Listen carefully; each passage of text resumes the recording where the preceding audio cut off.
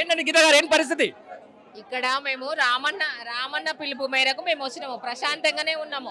కొందరిని పంపించిండ్రు, ఒక 5-6 మందిని లోపలికి పంపించేసి కొందరిని బయట పంపించేసిండ్రు. వాళ్ళని లోపలికి పంపించండి అంటే అడ్డుకున్నారు. అడ్డుకొని ఎందుకు ఎందుకు మమ్మల్ని చూస్తే, మహిళలను చూస్తే ఎందుకు భయం అనిపిస్తుంది వాళ్ళకి? మేము మామూలుగా అన్న కోసం వచ్చినాము. అన్నతో పాటు మహిళా కమిషనర్కి ఒక మహిళలు రావడానికి హక్కు లేదా? పోలీసులను పెట్టేసేసి మహిళలను ఎందుకు అడ్డుకుంటున్నారు? చిన్న చిన్న కత్తులు తీసుకొచ్చేసి ఒకరు ఇద్దరే ఉన్నారు అసలు మహిళలు, కాంగ్రెస్ వాళ్ళు.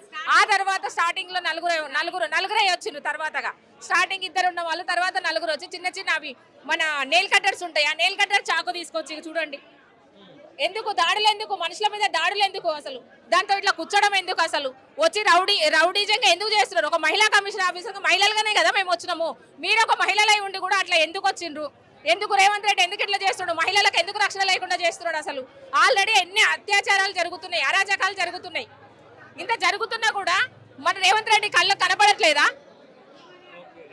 మీరేమంటారండి? సరే, ఈ రోజు నేను ఏమంటాను అంటే, మళ్ళా రేవంత్ రెడ్డి మహిళల మీద కాకుండా మహిళా బస్సులను పెట్టిండు, కానీ మహిళా దౌర్జన్యాలు మాత్రం ఆపలేకపోతున్నాడు.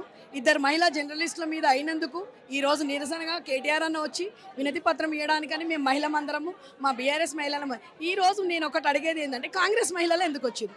వాళ్ళకేం అన్యాయమైంది అంటే రేవంత్ రెడ్డి కాంగ్రెస్ మహిళలను కూడా అన్యాయం చేసిండా? ఏమన్నా దాడులైనయా? ఎందుకు రావాలి వాళ్ళు ఇక్కడ? మేము అన్యాయమైందని మేము ఇక్కడ చెప్పుకోవడానికని వచ్చినాము ఒక మహిళకు. వాళ్ళు ఎందుకు రావాలి? వాళ్ళు వచ్చి భౌతికంగా మా మీద దాడులు చేస్తున్నారు. ఈరోజు తెలంగాణ ఆ మార్పు అన్నవి ఇదేనా? మా రేవంత్ రెడ్డి అంటే బీఆర్ఎస్ మహిళలు, కాంగ్రెస్ మహిళలు, ఎంఐఎం మహిళలు, బీజేపీ మహిళలు ఉన్నారా? తెలంగాణ మార్పు ఇంట్లోనే అయిందా? ఈరోజు మా బాబు కేసీఆర్ ఉన్నప్పుడు మహిళలకు చాలా ఉందో దర్జా ఇచ్చిండు. ఏ రోజు మేము పార్టీని చూడలేదు. పార్టీని చూడకుండా మహిళలకు గౌరవం ఇచ్చిండు. ఆ రోజు దిశ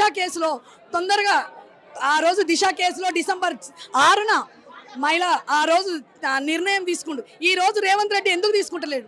ఈ రోజు ఈ పార్టీకి 20 సార్లు 8 నెలల్లో ఢిల్లీకి పోతున్నావు రేవంత్ రెడ్డి. ఇక్కడ మహిళల మీద అయితే పోవా? ఈరోజు నీ బిడ్డ మీద అయితే పోవా? నీ బిడ్డ మీద అయిన ఉంటే ఏం చేస్తుంటే, నిన్న ఇద్దరు మహిళ వాళ్ళ మీద అయితే ఏం చేస్తున్నావు? ఏం పీకుతున్నావు? వేరేలను పీకుతున్నావు, రండా సిగ్గులేదు అంటున్నావు. నువ్వేం చేస్తున్నావు రేవంత్ రెడ్డి? ఈరోజు మహిళా కార్యకర్తలను పంపించి బీఆర్ఎస్ మహిళల మీద దాడులు చేపేయడమేనా నీ మార్పు? సిగ్గు లేకుండా నీకు సిగ్గు అంటున్నావు కదా, సిగ్గు లేకుండా మొహం ఎక్కడ పెట్టుకున్నావు? మహిళలకు అవుతుంటే మొహం ఎక్కడ పెట్టుకొని తిరుగుతున్నావు నువ్వు? ఇంతమంది మహిళలను అంటే బీఆర్ఎస్ మహిళ ఇప్పుడు మేము బయటికి పోవడానికి కూడా భయం అవుతున్నారు. బయటికి ఎట్లా పోతాం? మేము ఓల్డ్ సిటీ నుంచి వచ్చినాం. ఈరోజు బయట కాంగ్రెస్ మహిళా కార్యకర్తలు అందరూ ఉన్నారు, గూండాలు ఉన్నారు. జర్నలిస్టులనే ఇడవనప్పుడు మమ్మల్ని చేస్తే ఏమన్నా చేస్తే ఎవరు బాధ్యులు? ఎక్కడ పోయా అడగాలి మేము రేవంత్ రెడ్డి? ఈరోజు మీ మార్పు ఇదేనా అని అడుగుతున్నాం.